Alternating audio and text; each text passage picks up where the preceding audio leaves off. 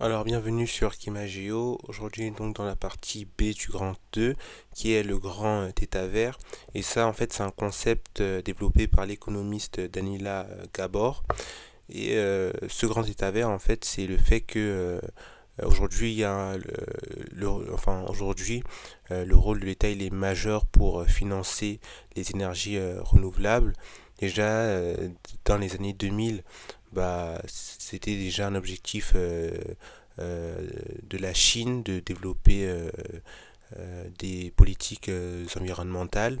Déjà entre 2006 et 2010, il va y avoir le 11e plan quinquennal qui va être lancé par la Chine, et cela va permettre de lutter face au changement climatique.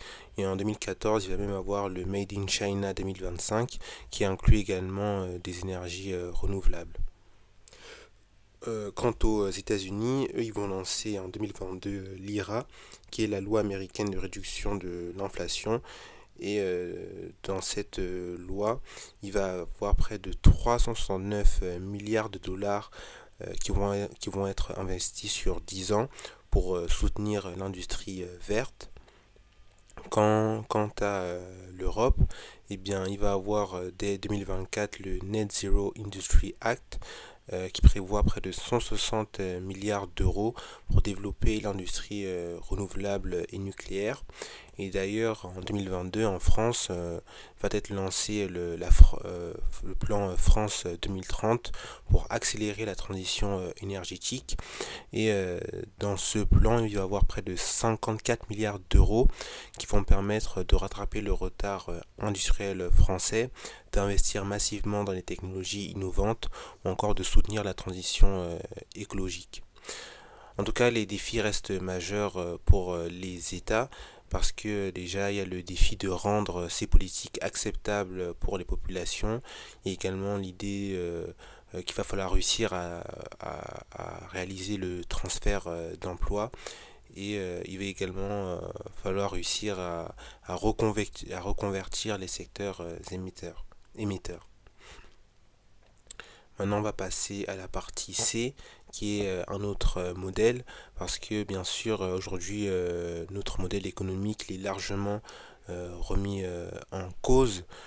Déjà, il va être mis en cause par de grandes ONG, que ce soit Greenpeace qui a été créé en 71 au Canada, ou encore les Amis de la Terre en France. Euh, on remarque également que de nombreux partis vont être contre notre modèle économique, que ce soit dès 84 avec la fondation du Parti vert en France, et ça va être également l'idée de nombreux partis en Allemagne dès les années 80, parce que c'est à ce moment-là qu'ils vont connaître des succès électoraux. Euh, Également, on remarque une critique de nos systèmes économiques par de grandes figures du Sud, que ce soit Chico Mendes, qui est un militant brésilien et qui va dénoncer, lui, la déforestation, ou encore Wangari Maathai au Kenya, qui a donc été prix Nobel de la paix en 2004, et c'est la fondatrice du mouvement de la ceinture verte, donc Green Belt Movement, en 1977.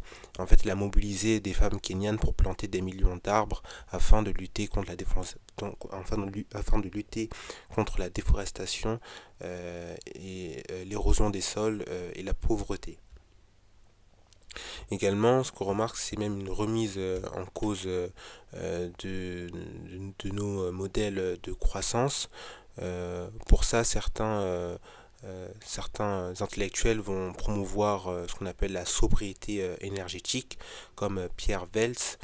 En fait, il faudrait qu'on arrive à changer nos comportements, et cela permettrait même de réduire de près d'un quart les gaz à effet de serre. Donc, si chaque individu se comportait de la bonne manière.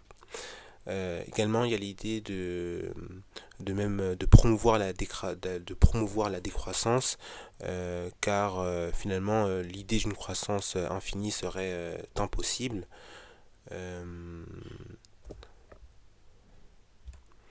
Euh, et aujourd'hui, on a Également, on remarque également qu'il y a une véritable importance pour la justice environnementale, avec un fort rôle des ONG comme Oxfam. Également, aujourd'hui, on va essayer de reconnaître le droit des populations indigènes. On va lutter face à certaines FTN qui sont très polluantes. Et il va même avoir la- l'arrivée d'une véritable justice climatique. On va faire procès carrément à des États. Par exemple, en 2018, il va y avoir le Pays-Bas. Il va devoir réduire de 25% ses gaz à effet de serre parce qu'il a été condamné par l'ONG Urgenda.